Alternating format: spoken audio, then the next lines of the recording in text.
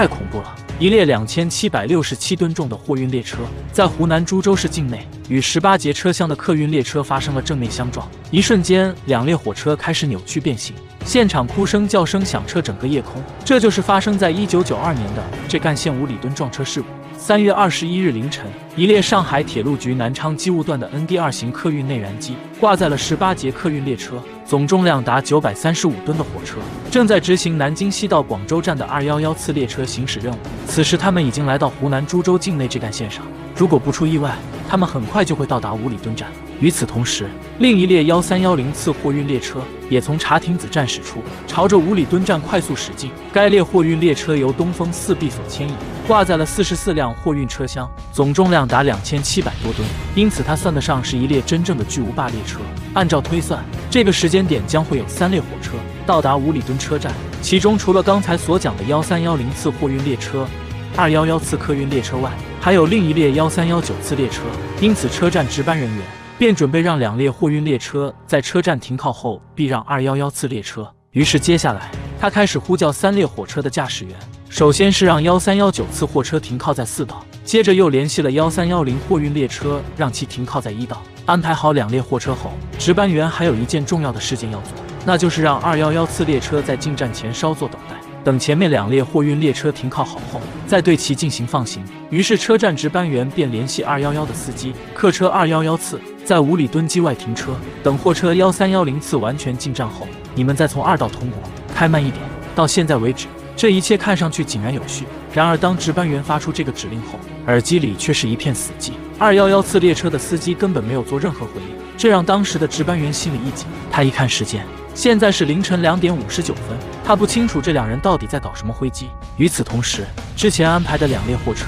正在按规定减速进站，其中1310次货运列车则是以30公里每小时的速度缓慢地来到进站前的信号机，准备进入1道对211次客运列车进行避让。此刻按计划，211次列车应该在车站另一头信号机前停车等待。可万万没想到的是，这列火车就跟中了邪似的，根本没有再次停下，而是以正常速度直接通过了信号机，并朝着另一侧1310次的位置，以40公里每小时的速度冲了过去。值班员一看大事不妙，豆大的汗珠滑落他的脸颊，他立刻拿起无线电呼叫211的司机，客车211次，立即停车，快停下来！与此同时，铁道上的班道员也发现了情况不对，他立刻亮出红灯，要求211次列车赶紧停车。可此刻的211次列车根本就无视这些信号，依然以较快的速度冲进了关闭的2道下行出站信号机，并挤坏了4号道岔。一瞬间，整个车站乱成一团。值班员立刻呼叫对向1310次列车，让他们赶紧停车。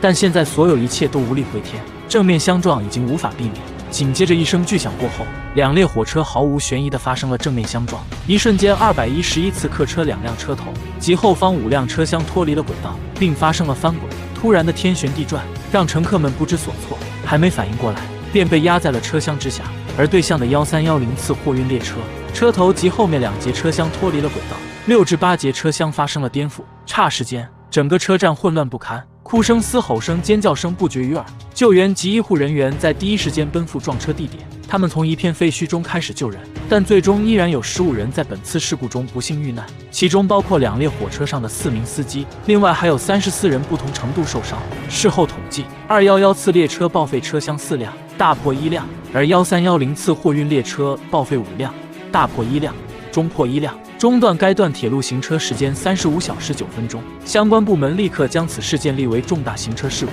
并对其做了详细的调查。结果发现，这本是一起不该发生的事故。211次列车的牵引车采用的是 ND2 到0232号 ND2 型客运内燃机，这款车头装有自动停车装置，当列车检查到前方车道被占用时，会自动将车进行减速并停下。然而，技术专家们对现场进行清理时，发现211机头的自动停车装置控制盒的测试发电机插头被拔掉了。至于到底是谁拔的，到现在为止依然是个未解之谜。另外，机车的制动根本就没有打开，所以也就排除了制动故障的原因。由于2名司机都已在事故中遇难，对于他们到底干了什么，我们无从知晓。但专家们认为，最大可能就是2名司机在行车过程中睡着了。接下来，专家们对211次列车所属的上海铁路局做了深入的研究，结果不查不要紧，这一查直接吓了一跳，该铁路局干部思想不牢固，平时会议时吹得天花乱坠，但真正落到实处的是少之又少，甚至乘务员的休息制度没有得到真正的落实，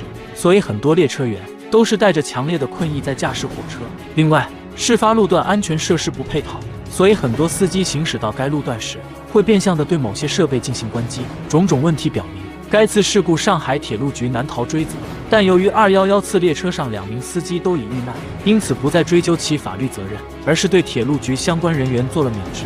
降级、记大过等处分，并加强了对铁道部门的监督，以防止类似事件发生。